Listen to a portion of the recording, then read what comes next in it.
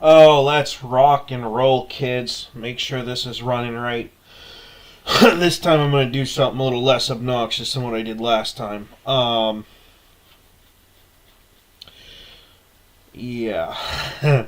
Really got to stay off of Twitter for a while because, man, people are just bringing stuff up that I really shouldn't see. Really. Rothmus, I'm not really too big on his posts, a lot of them, but one of them was a repost of Consulting Humor, I think is the name of the guy. Let me, again, pull up the thing that I need to stay away from.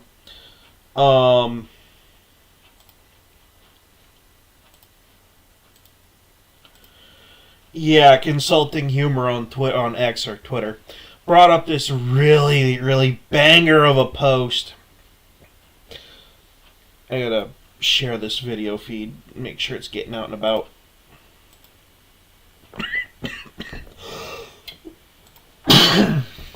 In fact, we're gonna go do that right now. Like right now. This will also be a good opportunity to... Yep, here we go. Alright. So we're going to share this to Facebook.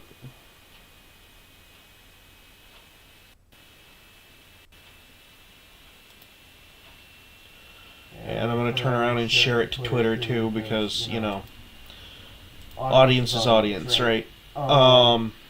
Speaking of which, if you do like this video, and the topic I'm going to be discussing about, please like, comment, and subscribe. So, good old Rothmus. What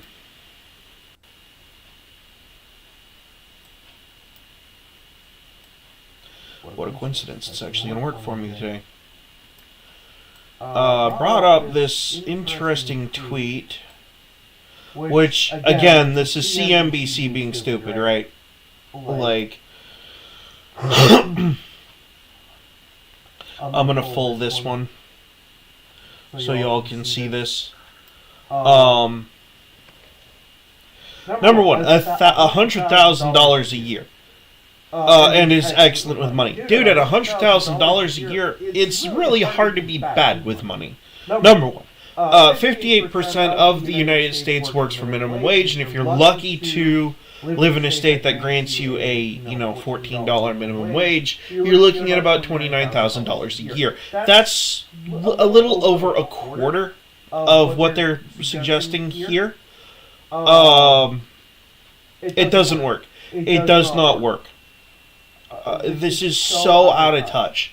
So out of touch. And it's so out of touch that I actually made a post on there on Twitter and was like, man, talk about out of touch. So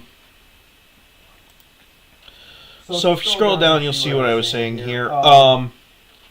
Yeah, talk about out of touch. Minimum wage workers make up 58% of the U.S. workforce. That's a rough percentage. You can look it up and get the decimal that's after the 58, right? Or it could be 55.8. The point is that when you go up in the amount of money that people are making, the percentage, the slice of the pie goes smaller and smaller and smaller, right?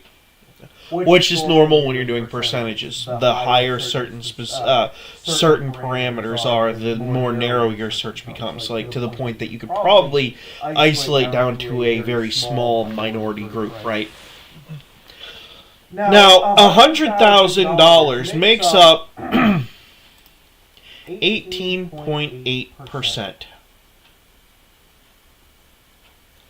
18.8%, which, when you look at the percentage, isn't that impressive. But when you look at the actual, population numbers, that's 33 million people. So that's impressive, right? Like, when you stop and you look at, when you do stop and look at the stuff.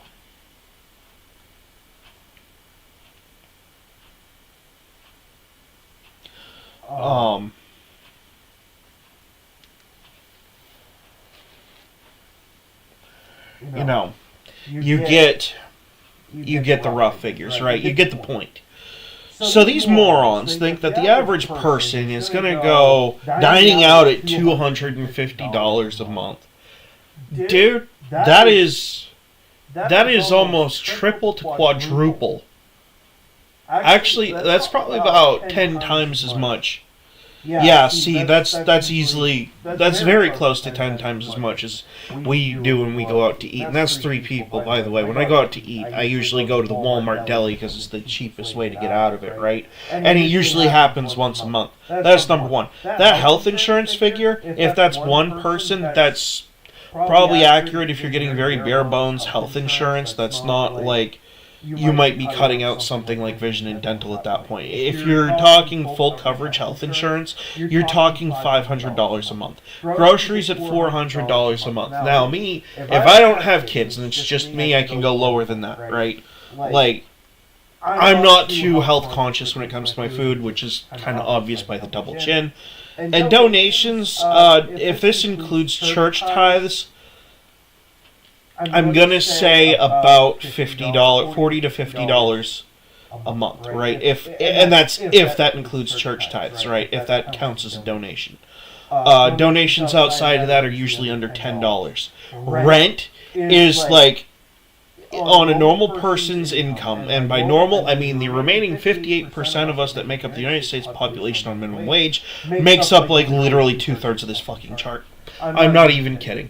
When you are getting in under $1,500 per month, and your rent is $1,200 a month, like 90% of this chart is in the rent, right? Internet, yeah, no, you're probably leeching off of some local business. There is no such thing as a house cleaner. You're cleaning your own house. Your cell phone, you're going for as cheap as possible, so the cheapest, probably worst quality service you can afford. And transportation, well, if you're renting, you're in town, your transportation, you're probably walking to work. Not kidding there.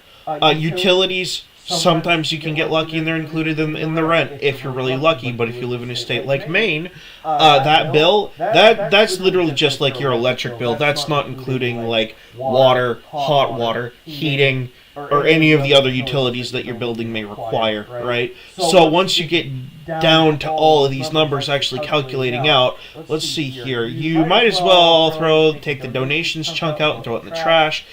Kiss your health insurance goodbye and your transportation goodbye. Oh, and your cell phone service gets dropped down to $20 a month. Your house cleaner is gone, and if you happen to be lucky enough to get internet, the cheapest you're probably going to see in the state of Maine is going to be about around $50 to $60 a month.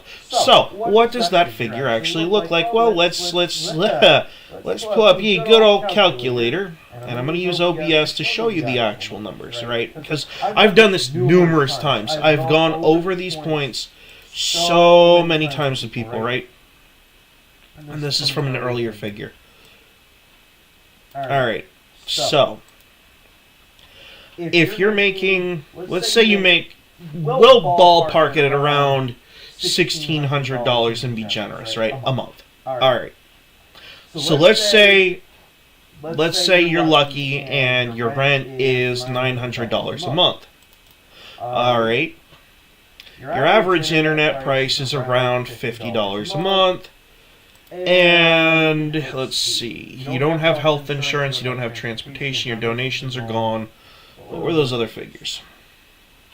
What were some of those other things? Alright, your utilities, let's say you didn't get lucky enough to have your electric bill, so that's $185 a month. Let's see here. I said that you were walking to work and your health insurance, you're probably looking at double that. So we'll say, well, no, let's go with plus 350 because sometimes you can get lucky, right? Alright, and your groceries, yes, groceries, let's see here, plus, we'll say $300 a month, so that way you can get like an apple or something beyond the ramen and chicken noodle soup at $1 a can that you're going to end up eating, right? Alright. Okay, so here's the thing about that, right? We take that number right here, which is, by the way, this is before This is before sales tax and all that. This is excluding, well, actually I guess it'd be including it. Right? Okay. 1,785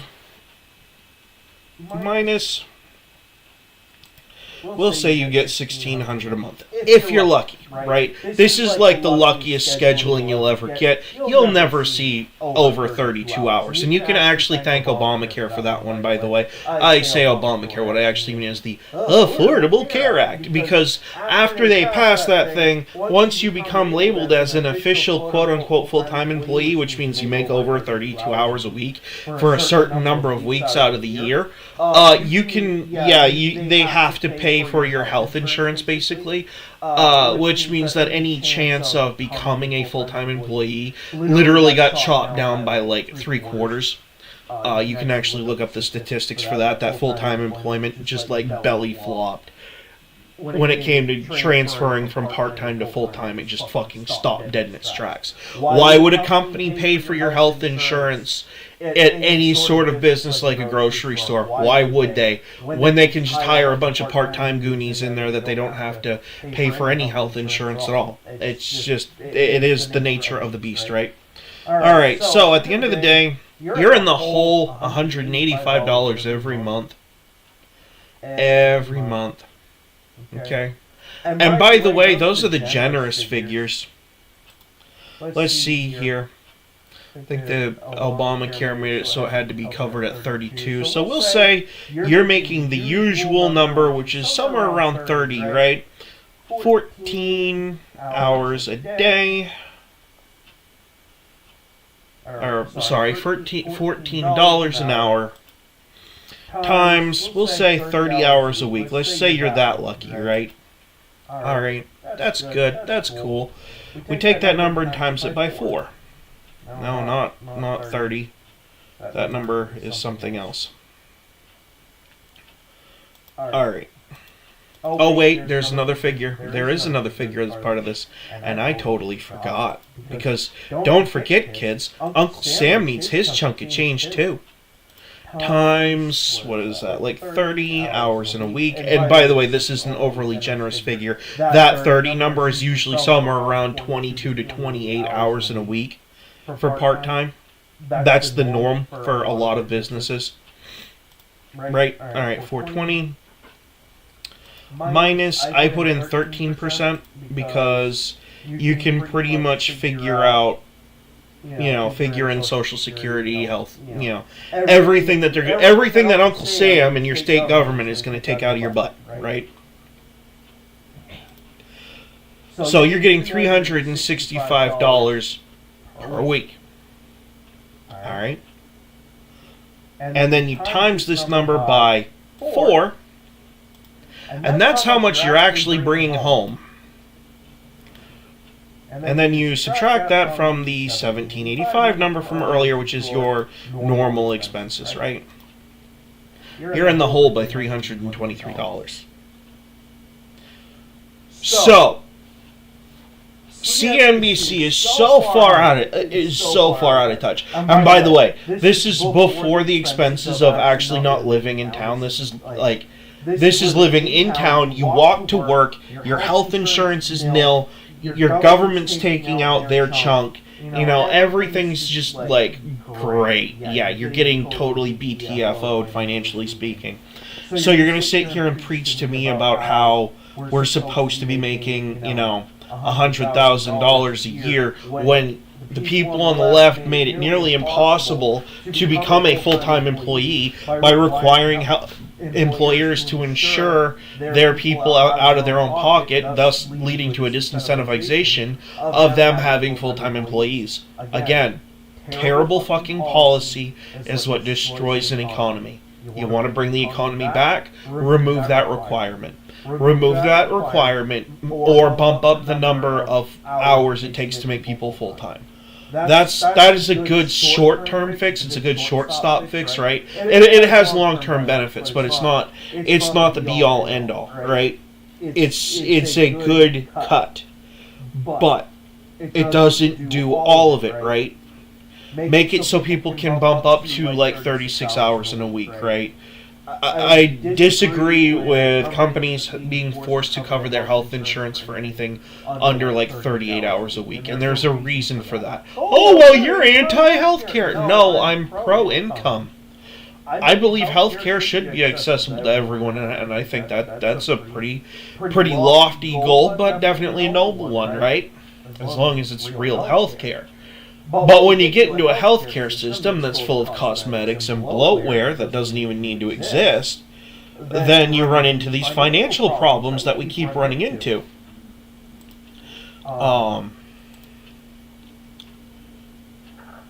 Largely, what you run into is like the really dumb stuff that no one wants to discuss, but we all know is in our system.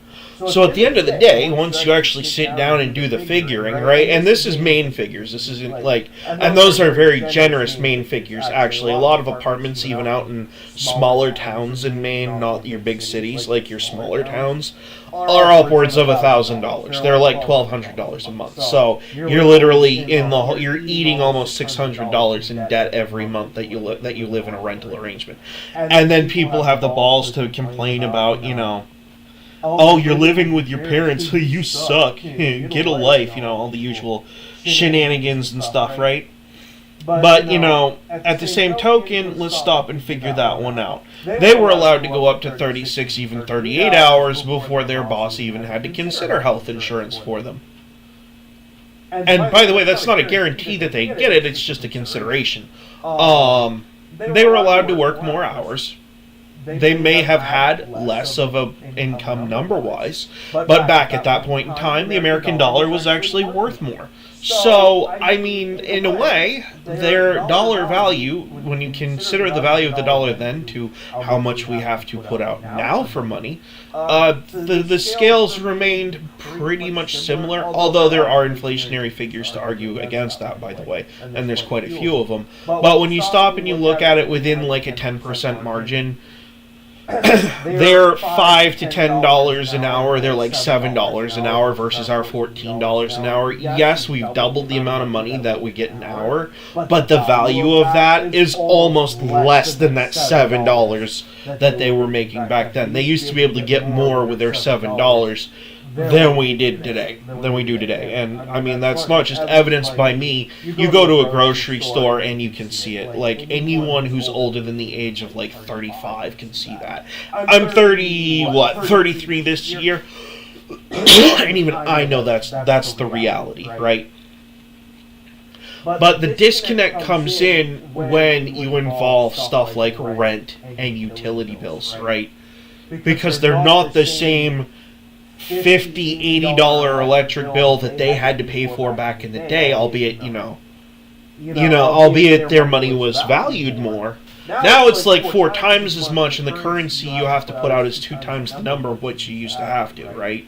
Because the value of the currency is just plummeted through the floor. So on top of having, like, if this is 70, if this little chunk right here is your $70 that you'd have to put towards your electric bill back in, like, 1985 or something, right? Here's the same $85 chunk. Well, if you go by what they're saying now, it's got to double because we have to do all this stuff to the grid and whatever else.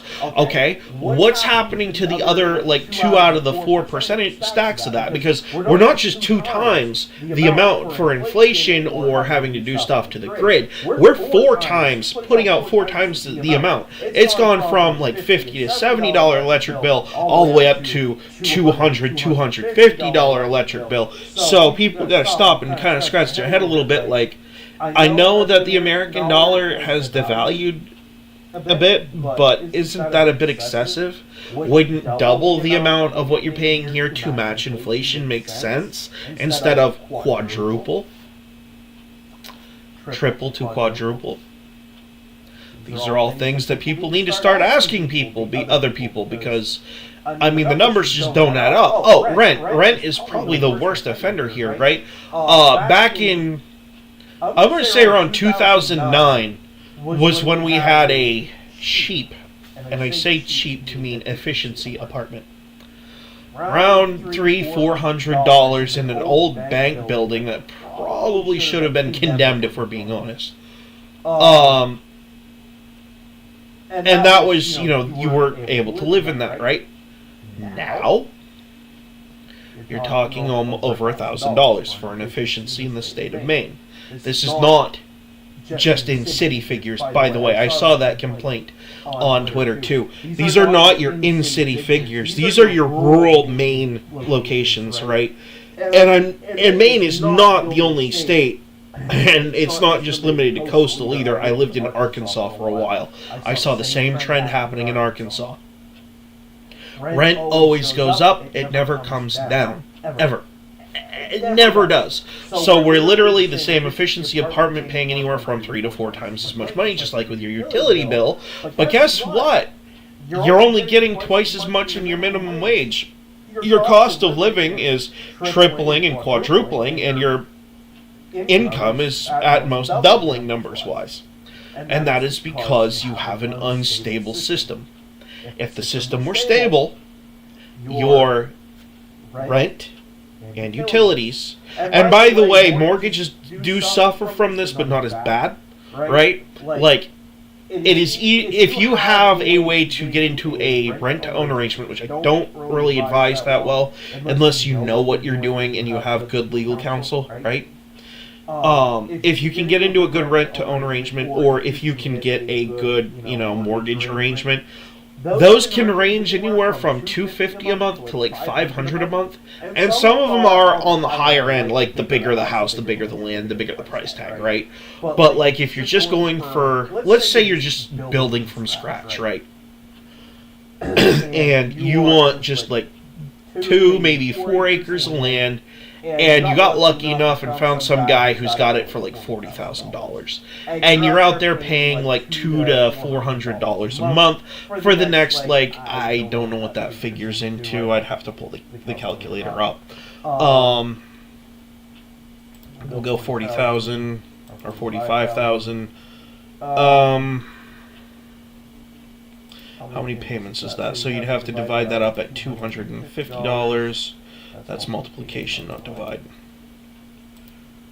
Alright.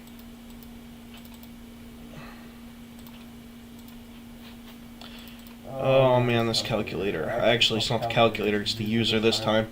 Alright, so we take that and we divide it by 250. Alright, that's 180 payments, 12 in a year. Alright. So then we take 180 and divide it by 12. Right? Because there's 12 months in a year. This will tell you how many years you'd have to pay on. 15-year payments, right? And that, bear in mind, that's without closing costs and yada, yada, yada. Right? I'm not going to get into the specific. Well, we already did. $250. It's $250 a month. Now compare that to the over $1,000 that you're paying in rent for a place, right? And that's per month. That $250 looks an awful lot more tempting than, than almost $1,000, or in some cases over $1,000. But again, that's if you can get lucky enough to do it the right way, or and not get totally screwed out of life in general. So, at the end of the day, what does this all look like? Well, it looks like a friggin' mess. A huge friggin' mess. I'm gonna pull up.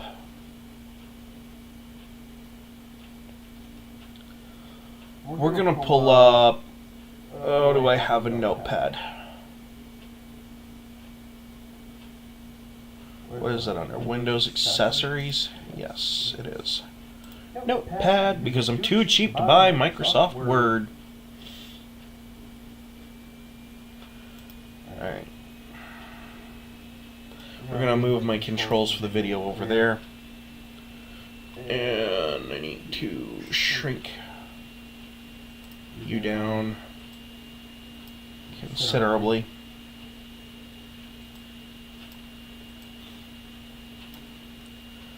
Because my notepad, for some reason, went the size of friggin' Saturn, and all I needed was, like, Pluto.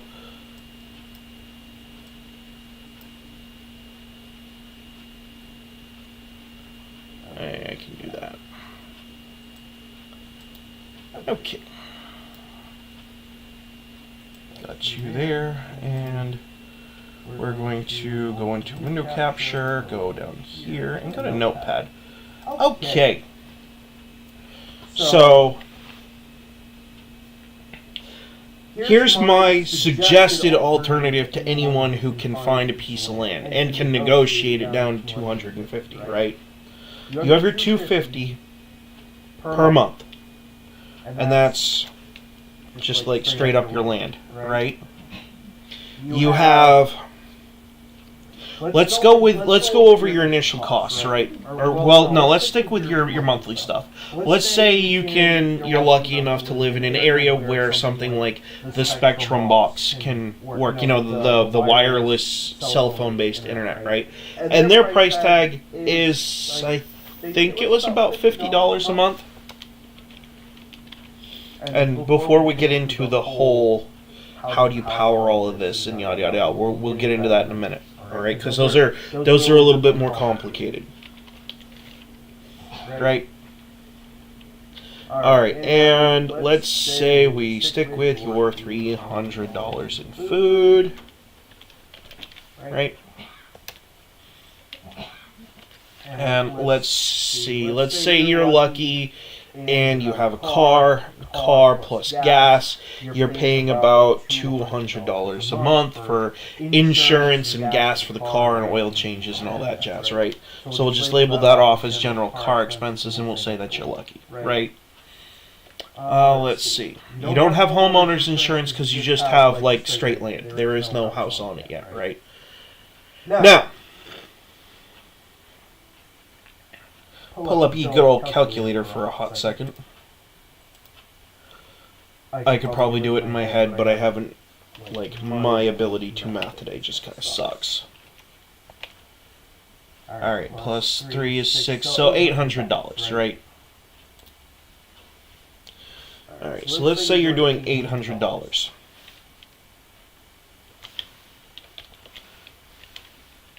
Okay. Now, that land payment after 15 years is gone because you have it paid off. This is before state land tax, which I highly disagree with, like entirely. I think that if you've paid, especially if you've paid off your mortgage, I think that the taxes should be null and void at that point, right? That's personal belief. That is not founded in any sort of anything, all right? Okay, so on average, now this is not going to be preferable to a lot of people out there like me who like our technology, right? But on average, if you want to set up a healthy amount of solar panels and windmills to power the stuff that you like to use. Now, I'm going to limit this down to a smart TV, a laptop, and a Nintendo Switch, right? And your refrigerator is probably either going to be gas operated or it's going to be a mini fridge, so your expenses aren't going to be that much anyway, or you're running a separate solar grid on a freezer outside for frozen stuff, right? Either way, you're mostly like your solar stuff, right? I'm going to say we'll go big or go home, right? 1,500 on solar and wind. One-time cost. Now, this does not include maintenance. Up front. Now, by the way, this is a very bare-bones system. This is like going to Harbor Freight, getting solar panels from them, going to like Walmart and getting like 3, 4, or 5 lead-acid boat batteries, right? This is not some big $2,000, $3,000, $4,000. You have lithium batteries with an electric charge controller that has Bluetooth and all that fancy stuff, right? Oh, that's another cost I forgot. And we can add that in here pretty easily. We'll say you use Straight Talk, right, at $40 a month. Right? Because of, why not? Right? Alright. Now, Bear in mind, this is before your structural costs. This is before you upfront anything. Alright? I had priced out a couple of used buildings, well, not really used buildings, but I would call them the same size as an efficiency apartment, right? But they're basically shed buildings. They're uninsulated shed buildings. If you add in the insulation, I'm going to say they're about $5,000. Right?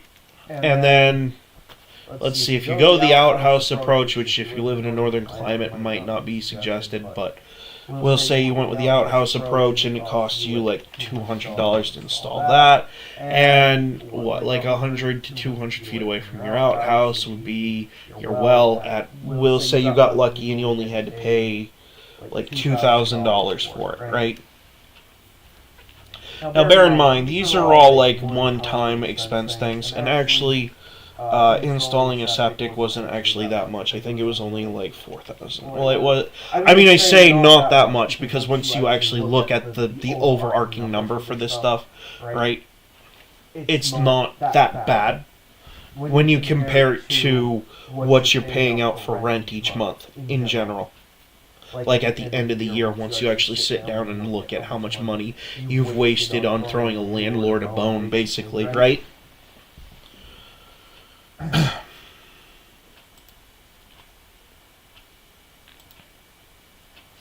Alright, we need to clear that out, and my use of my calculator apparently is just going out the window, right? Plus 5,000 plus 4,000. And by the way, some of these bigger ticket items, some companies will work with you and create a payment plan on stuff like your septic install and whatnot. Sometimes. Don't quote me on that. It's different from company to company. So that $5,000 bill could end up being like what?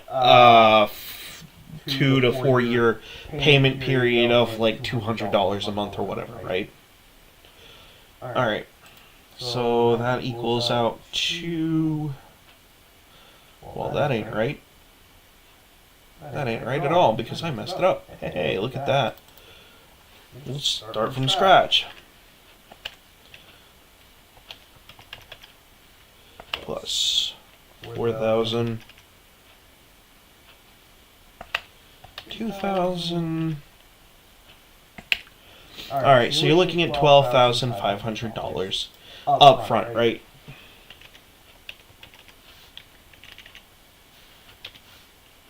And that's with like all of this. Okay? Now that is a one-time cost. That's for the one-time cost. If you're fortunate enough to be able to find a bank or some sort of loan brokerage or something to be able to front you that money and you just pay it off over the course of like 5 years or something, that's not actually that bad.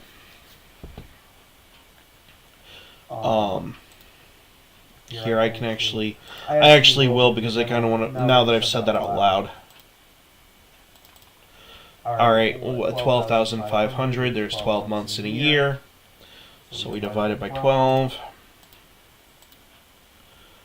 Alright, so if you wanted to pay it off in a year, you're looking at a little over $1,000, so like $1,000 or $1,050 roughly, right? Alright, so then you take that, and let's see here, you don't have the ability to pay it off all up front, so you take that figure and you say you want to pay it off for like 5 years, maybe 4 years, right? Oh, no, no, no. Back it up. Back it on up.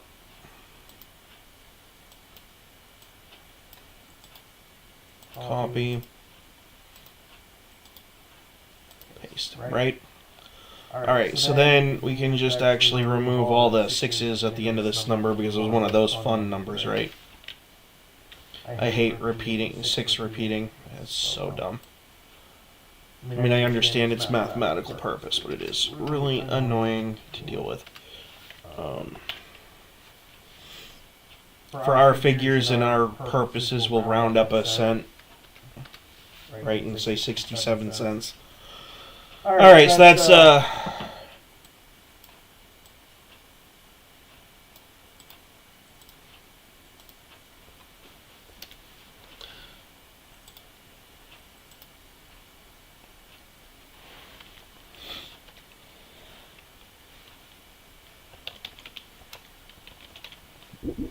for per month, 1 year. This is not including interest, by the way.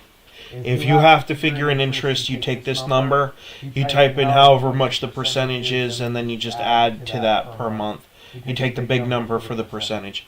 Alright, now let's take this number here and we say we want to pay it off over the course of 5 years, right?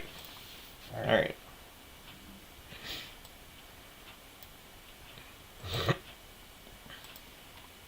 But when you take that number and you divide it by another 5, you get this.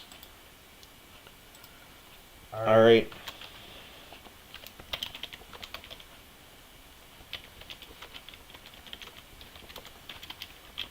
Now bear in mind, if you're building a house, right, you have no intention of leaving. That means that you're probably the most secure payment. You are definitely the most secure payment that these people are going to see. Okay, so if you combine the 840 out with the 1 year, right, then you're going over what your monthly is able to do. That's where two sources of income is going to be like your best friend. That's where you and your significant other are going to be out there working if you have a significant other, or maybe you're working 2 jobs, right? But if you go down here to the 5 year, if you can find someone to cover it for 5 years, this 200, we'll say 250 after interest, right?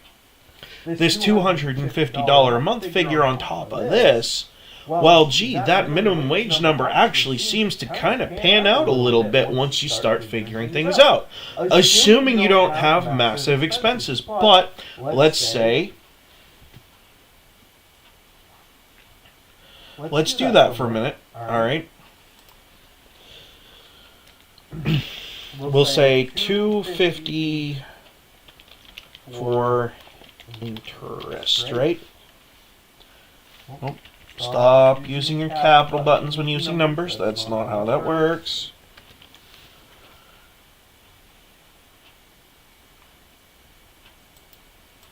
And for isn't the right word, we want with. Okay. So let's make it a little bit bigger. We'll make the paper a little bigger, right?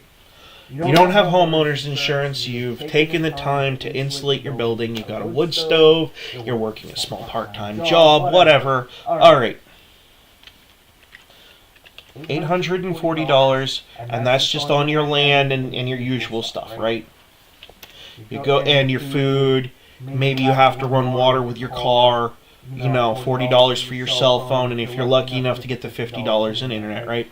You go down below, and your solar and wind, you know, this is off-grid. This is not on-grid. On-grid, these numbers change a little bit, but not by much, because once you actually look at what it costs to have the electricity properly run in your house, have a contractor come in who's a journeyman plus, you know, professional contractor and an inspector come in and do everything, it is about $1,500, right?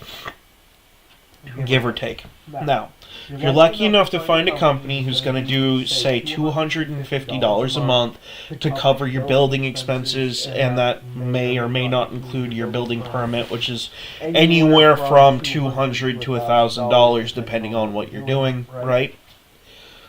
But let's just say it's the additional $250, which pans out to be like $1,090. Alright. Now back to our previous figures here where we said, you know, what we said about how much you're making a month. Right? I need to pull back up my calculator history here for a hot second. Scroll through all the mistakes. Okay. So, let's say you're that lucky guy who is making the $365 per week, and we'll even try to be as honest as we can with it and say 365.4 times 4 weeks in a month. Okay.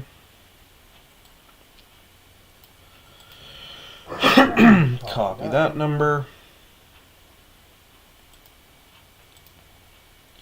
Okay, and bear in mind, this is not including like closing costs, which could be anywhere from like $200 to over $1,000, depending on, whatever it is. The thing is that that is going to be like that is a definite one-time cost, right? Okay. So we'll get all fancy with it and make it all look nice and neat for y'all to see here. Okay. So this is your income, right?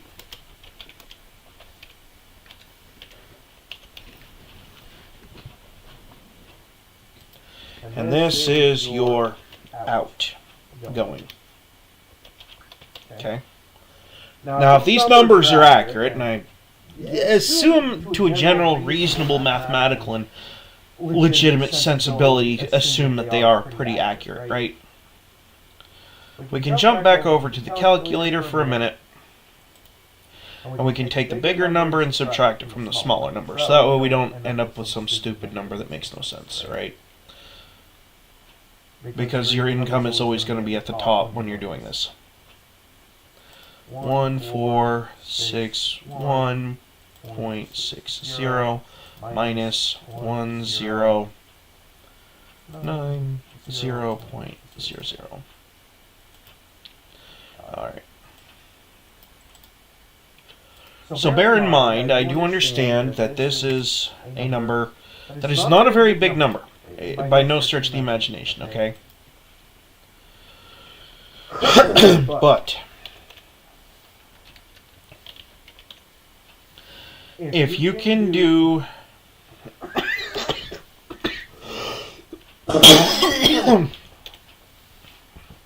if you can find a piece of land, right, that you can talk to the person that you're doing the payments on, if you can get it down to $250 per month, after you total out all the usual bills, again, this is not health insurance, this is none of that fun stuff, right?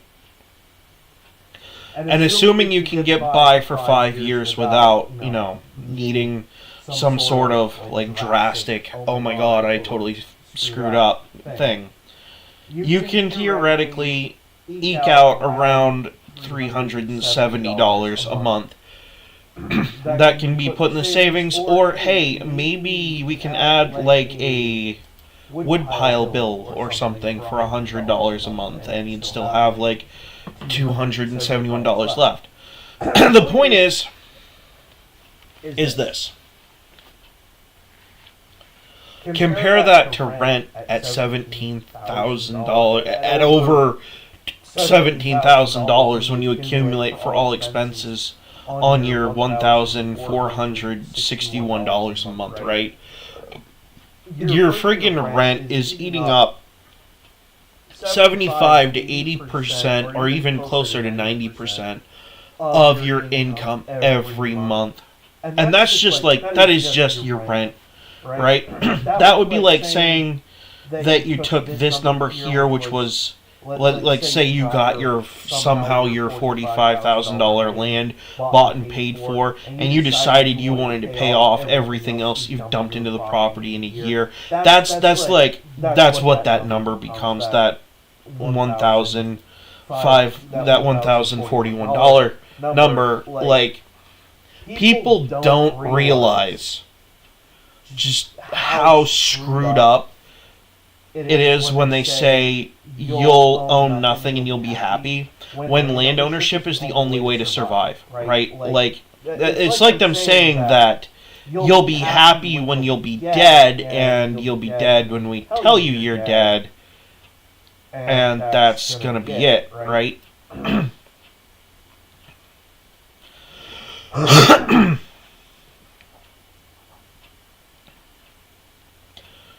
So it really is screwed up when they say stuff like that. It really is. And before you say, "Oh, you're a conspiracy theorist," no one ever said that. Yeah, they did. Check your World Economic Forum about what was it, 3, 4 years ago? It was like a year before COVID rolled around, basically, or something like that. They started saying all that garbage. So, I mean, yeah, who's the conspiracy wacko now? Oh. You know, it's just like, I don't think some bonehead over in Europe should have the right to have any authority over how I live over here in the States, and that's true for the people in Canada too. They have zero right or authority to say that at all. It is none of their business what we do over here. This video is probably dragging on for quite a bit, but yeah, 45 minutes long. We're going to wrap this up here before long. Yeah, it's been up for 45 minutes. But, like, don't tell me how to live. Don't tell my fiance how to live. Don't tell anyone else how to live until you actually sit down and you look at your own numbers, right? You have zero authority to tell anyone in this world how to live. You might think that you do, but you don't. And I'll go over it again just so people can understand here. $250 a month for a land payment, that's without a building, right?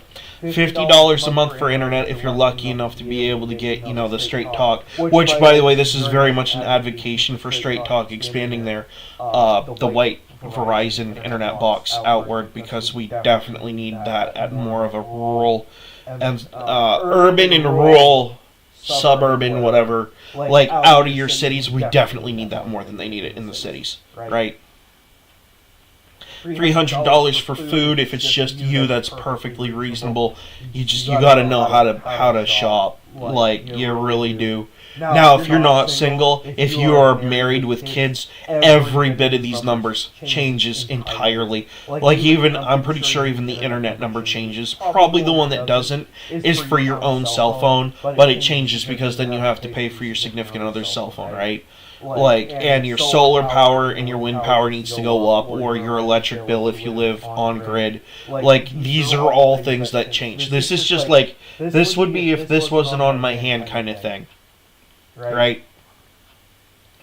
I absolutely could pay to have a shed building, put on a piece of land, and take like 371 of those dollars and drop a wood stove in the middle of the summer on that place, take one of my days off, install the chimney, right? Take the next month and take like $150 to $200 out of that 371 and start stockpiling firewood, right? If I absolutely friggin' had to do it that way, you can do it that way. It's a very bare bones existence. It is not something that a lot of people prefer. A lot of people like myself would prefer, you know, I personally don't like forced air. I like baseboard heat because the forced air stuff just blows dust everywhere. Like, it makes you miserable. Baseboard heat at least has a nice warm feel to it, right? And you don't get dust blown in your face every 2 seconds because people keep forgetting to actually replace the air filter in your unit. Which is mostly my fault because I keep forgetting to get the sizes and dimensions down and actually go buy one, right? That's totally on me. Or, you know, just take a bed sheet and throw it over the door for the heater. I'm totally, like, don't do that. I don't think that's a safe thing to do. But I've considered it. Anyway, back to the numbers, though. You want to sit here and say that your rent is doing so great. Okay. Alright. Well, to you politicians out there and you landowners who thought that selling to China was a great idea instead of paying the extra 500-ish or more dollars, even if you had to pay $1,500 or even $5,000, depending on the size of the land that you had, you could have subdivided a portion of it off at some point and sold to people who maybe needed that little bit of hope in their life, but you decided that your money was more important, right? which is fine. There's nothing against that. Money talks, bullshit walks, right? But to the politicians who let China go out and buy large swaths of our farmland that could have ever either been used to feed the people in this country for, hopefully a lower price than what we're paying, at the grocery store right now, or at least have the benefit of being a more safe and secure food source. Shame on you. Absolutely, you're pathetic and you're scum. You are not quite as bad as the pastor that I was ripping apart like a week or two ago on here, which I did take a week or two without doing an oh really thing because I needed to let it go and calm down, right? But you people are what's wrong with this world. Do not blame my generation. Do not blame anyone younger than you for what your generation has wrought. And by rot, I mean the absolutely rotten filth that you have dropped in our laps as far as an economy goes. You thought that it was okay to just dump and run a dog crap economy in our laps and tell us it's our friggin' problem. And then you whine and complain when we talk about cutting your Social Security. You whine and complain about our birthing rates and why we don't want to have kids. You whine and complain about your taxes going up because they're not getting it through other locations, right? You whine and complain about the food prices going up. And what I have to say to you is, look in a mirror. Alright, you guys could have voted at any point in time to stop these policies. And some of you may have tried to pitch a vote to stop it, but it still happened. And not enough of you voted to support it.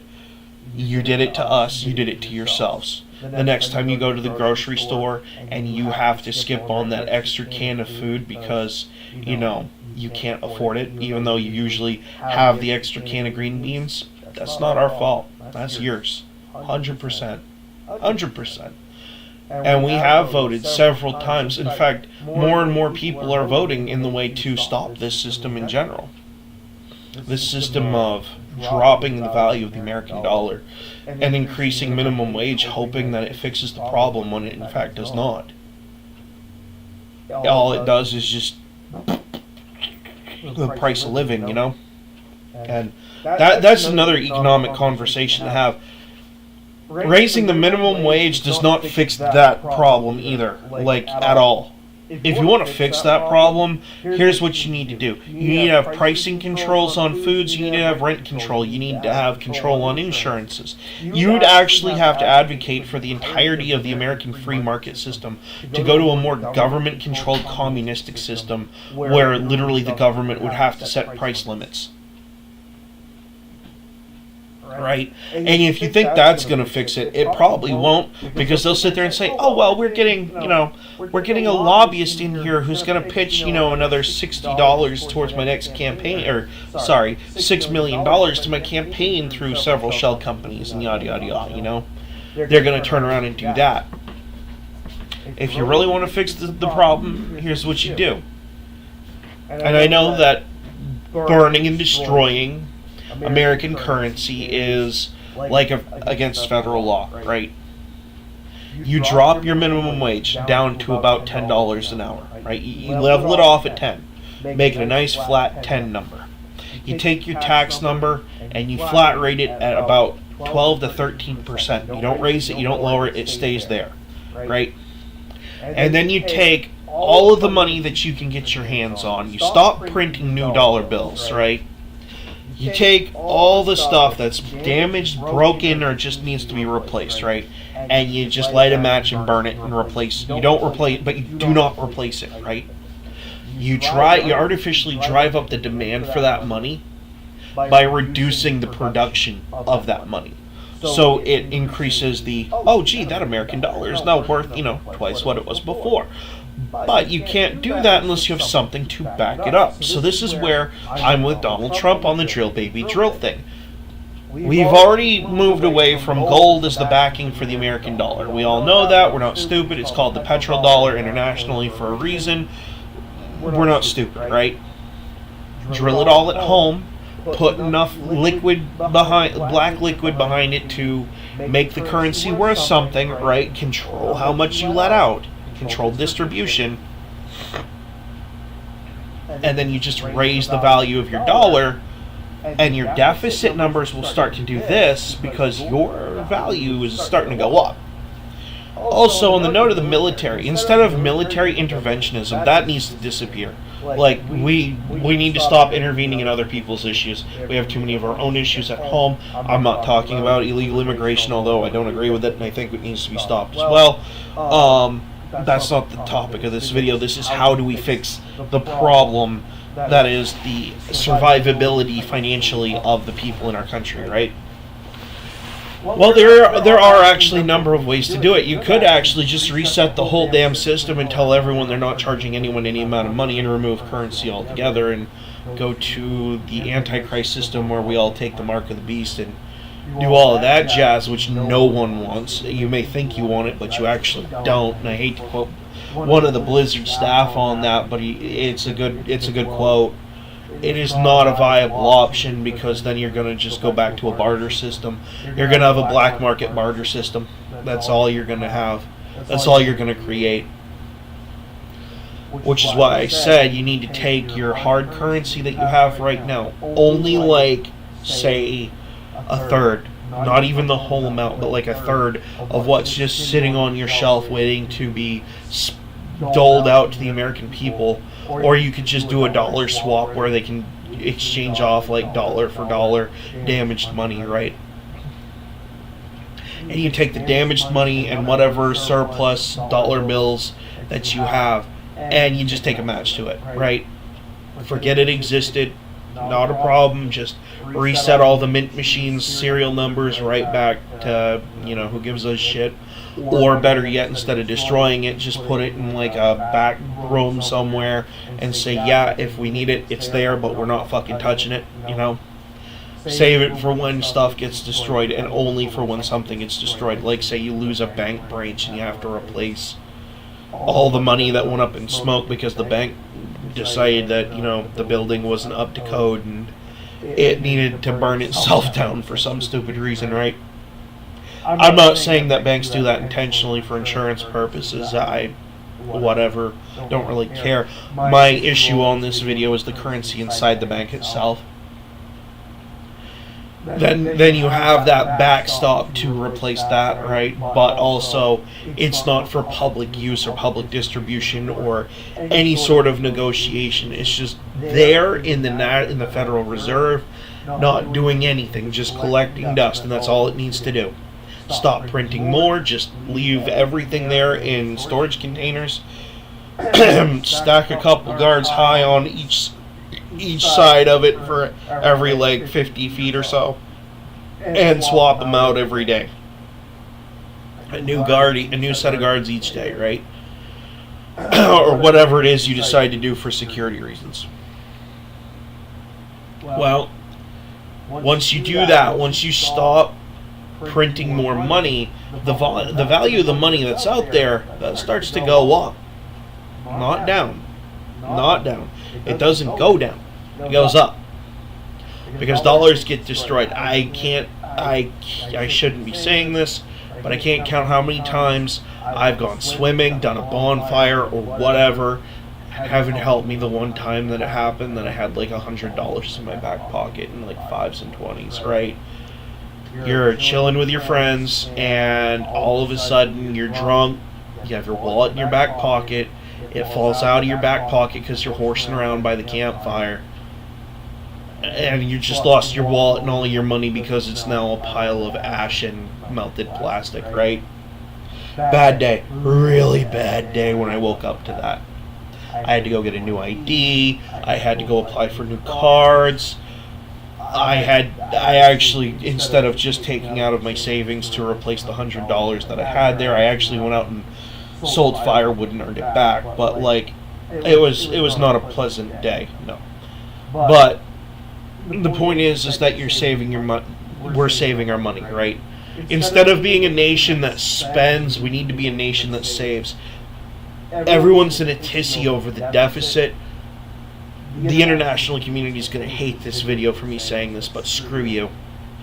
Screw every last one of you with how much military men and women that we've sent over there to try to help you people, even sometimes at your own request. Screw you. Alright? We've bartered your treaties. We've done all of your crap grunt work for you. You could at least give us like 10, 20 years to get our stuff situated at home and get our books back in the black so we can start paying you boneheads back, right?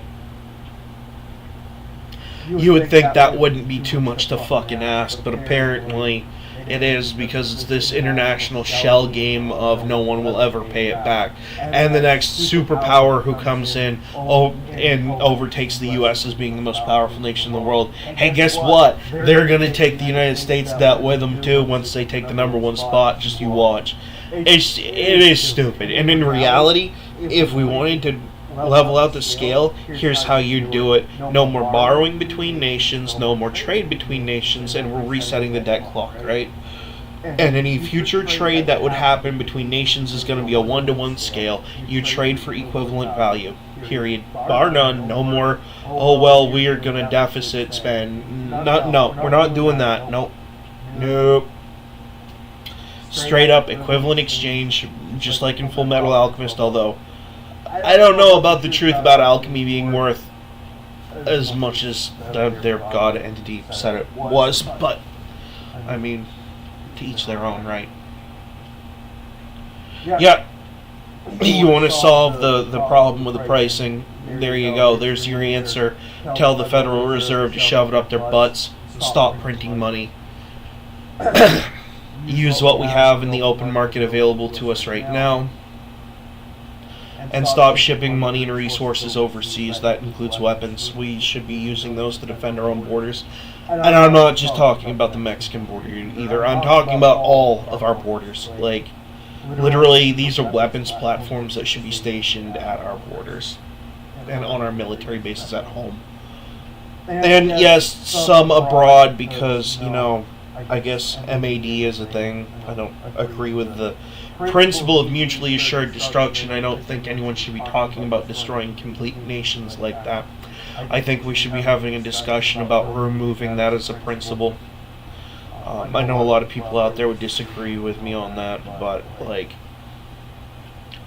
how much longer do you expect the civilians of the world to live under your thumb of constant fear, of being worried about nukes being dropped on their heads and biological weapons and stuff? Like, how much longer do you really expect us to sit there and take that with a smile? Because I'll tell you what, we're already to the point now where we're not smiling, we're just kind of taking it. And eventually that water's going to boil, and it's going to boil over onto your lap, and you're not going to like it, right? And this is not just directed at the United States, this is like worldwide. This is directed at every major government in the world that has access to those weapons capabilities. Like, you can pitch whatever propaganda you want, but there is a harsh reality that you have to live with, and that is that we don't look highly upon conflict or war. And you can sit there and say, oh, well, a majority of Russians support the Ukraine war and that it's their land and blah, blah, blah. Fact is, you're definitely lying about that. You know how I know you're lying about that? I'll tell you how I know you're lying about that. If Russia had a Twitter and had free speech, you know what a majority of them would be saying? Please stop killing us. Please stop fighting a war that makes no fucking sense strategically. Please stop sending our kids over to die and get killed by these fuckers in Ukraine, and vice versa. By the way, if Ukraine was free to go on Twitter and have its free speech, right, they'd be saying the same thing. Because these idiot politicians, they're so deaf, dumb, and blind to the plight of the everyday civilian. They just want what they want, right? They want more of that war money, you know? Thinking that it's worth the blood. Reality is the civilians don't see it that way. We don't. You know, intervening in some other country's affairs unless they attacked us or something, like what happened in 9/11, which, by the way, if you actually did a little bit of research on that, you'd find that it was actually provoked. It was not just a random attack like we were told when we were kids, right? if you actually look at the real history about George Bush training certain insurgency groups to dethrone dictators, and I'm not talking about 2001 onward George Bush, I'm talking about 80s George Bush Sr. If you actually look at our training through the CIA of insurgency groups to decapitate certain dictators and refusing to pay them, you will see a very direct linkage to groups like Al-Qaeda and the Taliban. You just have to know where to look. I mean, follow the... literally, if people had the internet back in the day, access to all of the documentation, and they followed the money, I guarantee you, you're going to see that our political figures BTFO'd us again by doing something that if the entire country knew that they were doing, they probably would have been forcibly removed from office, right? Like, no one cares what's going on in who gives a crapistan, right? No one in the States does. I know that much. We don't. We really don't. Just like this whole Russia-Ukraine thing. People, God forgive me for bringing my uncle up into this, but people like my uncle say, oh, we just need to stick it to Russia at every turn. Well, I hate to burst your bubble, but most normal people in the States right now, we're more concerned with being able to put food on our table than what Putin's doing. Right? The only reason that it's at the kitchen table is because they're talking about nuclear fucking war that no one wants to fucking happen except for those in political classes who have the bunkers and stuff, right? Without realizing that with enough nuclear radiation, those bunkers are useless because you just pop the atmosphere like a bubble. With enough explosions, yes, absolutely, you could kiss the atmosphere goodbye. You might just light every friggin' molecule of oxygen in the atmosphere, including ground level, on fucking fire, and open your fucking bunker door and realize, oh, I can't breathe because there's nothing to breathe. Because I was stupid and antagonized a war that I didn't need to antagonize. There are compromises. You guys are too stupid to figure it out, and we're tired of dealing with it. We are. It's why I don't think any of you world leaders need to have nukes. You shouldn't, actually. Putin, U.S., China, I don't care what leadership position you're in. I think you should be the nukes should be removed entirely. 100%. Absolutely. I think the only thing that nuclear material should be used for is for power plants. You want my opinion? There it is. You're going to sit here and tell me I shouldn't have a gun. Well, there's my anti-Second Amendment thing for the government. No more nukes. No more nukes, and, oh, by the way, you're no longer, and this would be a worldwide compact, no government would be allowed to enforce its military powers upon the people within its own border. Those would be the two things that I'd do. That's not including, like, police forces. That's just straight up your military, right? Like, if you're in the States, it's like your Marines, Army, National Guard is exempt from that because they're literally there to defend the border. But, like, your Air Force, your Space Force. Anyway, yeah. We're going to cut that video right there. It's been an hour and 8 minutes, but that's basically the economics and how to fix a little bit of the problem. But some of this stuff doesn't fix all the problems, right? Like, you could fix inflation by stopping the money printers and literally just, like, riding it out for the next, like, 5 years. But you still have the problem of, like, really high renters not wanting to come down on their prices, and you got other issues too, like products not wanting to come down because, you know, the companies that own them just want that friggin' fat stack of cash, you know. You do have other problems, and they are going to be relevant, but, like, if you deal with the value of the American dollar first, you might, I do say the word might very strongly, you might be able to reduce the impacts of some of the other situations that I mentioned a little bit and make life a little bit more livable. But the reality is that we have a president in office right now who's all about that like totally sitting on that print button in the Federal Reserve and not doing any of the necessary actions to actually try to fix the problem because he doesn't care to fix the problem, because he's probably benefiting or profiting off of the problem itself, if I had to be honest, which is what every president does when they make a problem like this. Like Obamacare with Obama, he probably has a copyright on it. He's probably getting 34 cents every time someone says Obamacare, right? But there it is. Take it or leave it. Leave your comments down below if you don't like the video. If you do like the video, great. If you don't, say something about it in the comments. If you think I'm stupid or whatever. If you think this little chart thing over here is just wishful friggin' thinking, you know, hit me in my comments. Like and subscribe if you liked what I said. Hopefully hopefully the right people hear this. That'd be nice. But peace out.